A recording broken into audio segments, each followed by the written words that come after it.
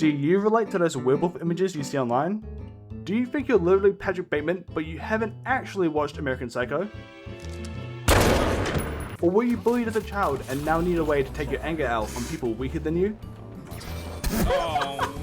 If you said yes to any of these questions, then you're in luck. I have the Deadlock character made just for you. Don't go to therapy like everyone keeps telling you to, just stay here. And in a few short minutes and one Spotify playlist later, you will become the biggest alpha threat possible in Deadlock.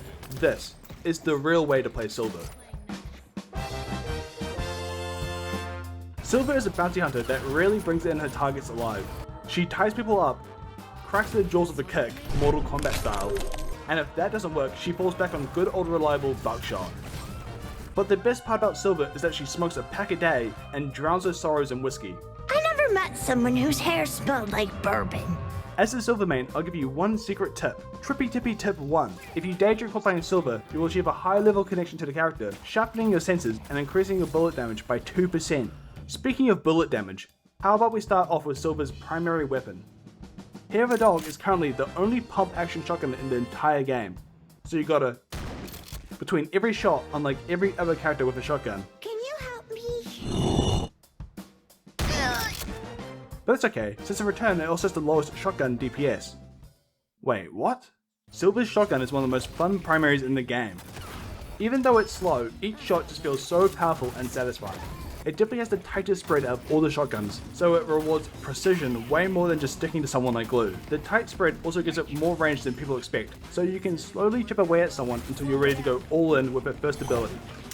Slam Fire. If Silver's shotgun is a Nova by default, then Slam Fire briefly turns it into a Spaz 12. Slam Fire instantly reloads your gun, lets you shoot 3 shells extremely quickly, and the cherry on top is that each shot does a tiny bit of extra damage based on your current health. Even though it's pretty simple, it is vital, because it's your number 1 damage ability. Not only is it 3 shotgun shots almost instantly, it also refills your mag so you effectively double your ammo, and the 3 ability points are crazy. You can get Slamfire at the start of the game and then 1 minute later unlock the tier 1 upgrade that makes it so those 3 shots also do 15% more damage. The tier 2 upgrade is nearly a 50% cooldown reduction, and the final upgrade deals 7% of your current health as damage if you land all 3 shots.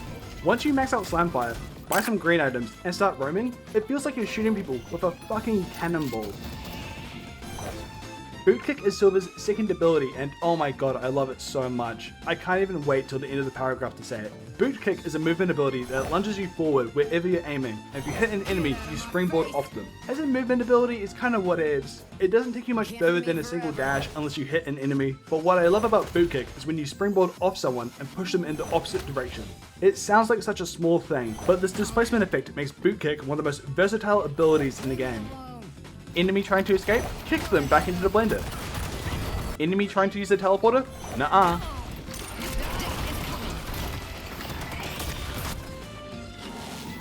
Where the fuck am I?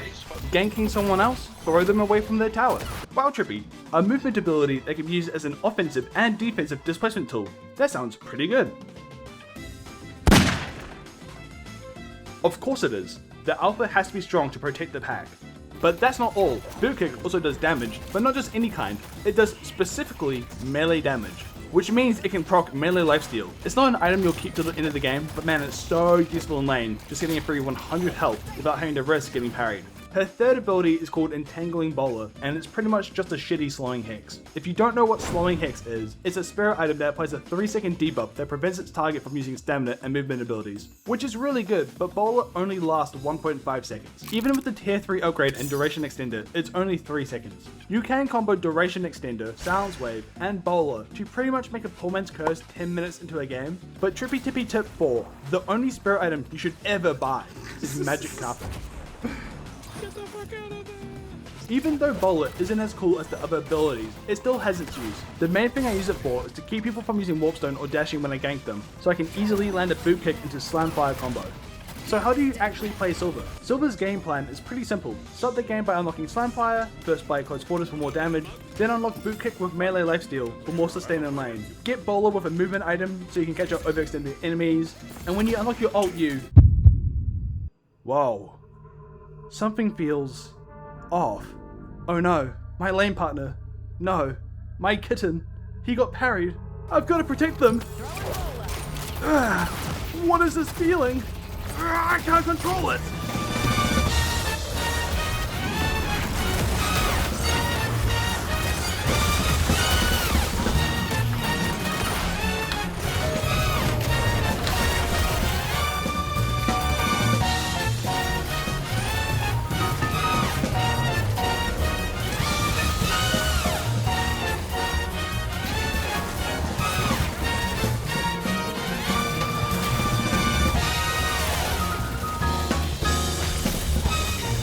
What are you doing?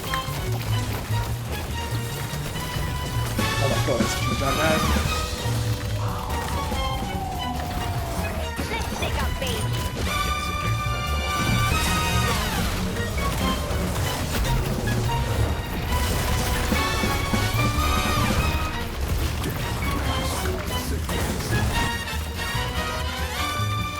I'm married. I'm also cursed. In fact, but I'm also a beast!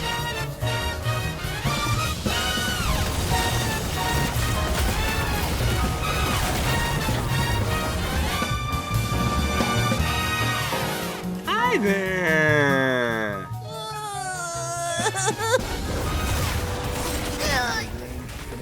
Silver's ultimate is Lycan Curse, and when activated, you transform into a giant werewolf. But unlike every other ability in a kit, you don't get to pick and choose when you use it. It's something you gotta earn.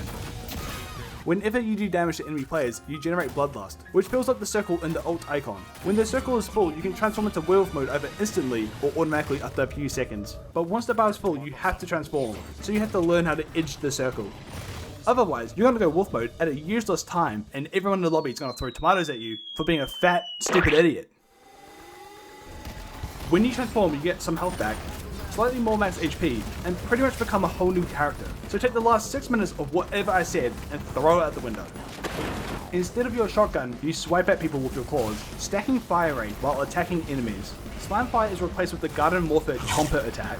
Go for the throat with a crazy sustainability. When you bite someone, you deal melee damage like Bootkit, with 10% of your missing health as damage added on top, and 40 to 65% lifesteal. So when you're getting 1v2'd in lane, you can just eat one of the opponents like a health pack. Bootkit gets replaced with Foxy Jump Scare.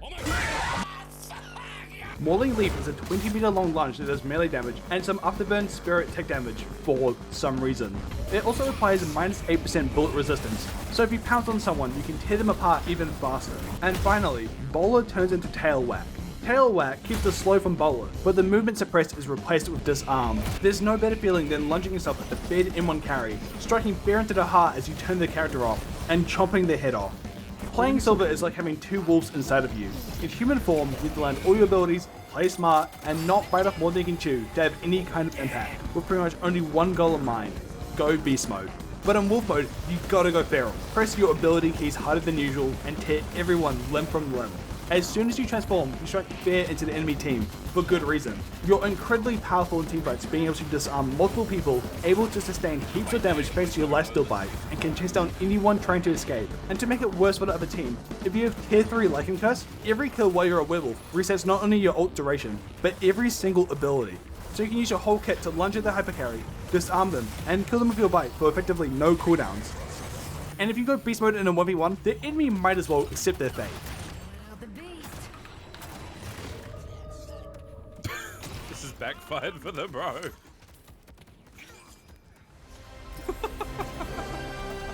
Lycan Curse does have its downsides. Firstly, it only lasts 15 seconds. Secondly, the moment you transform, you will have every single stun, slow, and probably entire ultimates thrown at you, and you will die before doing anything.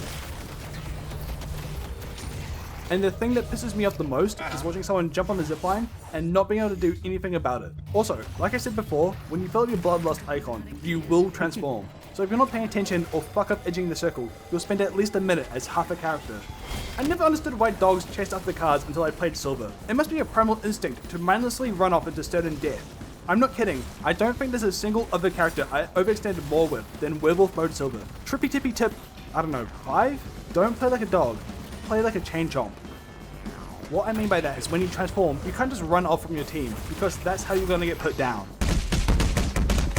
You gotta imagine you have this invisible leash to your teammates, because when you go beast mode, you become target number 1, or the enemy team runs away for help. Like a coward! Get back here, Rim!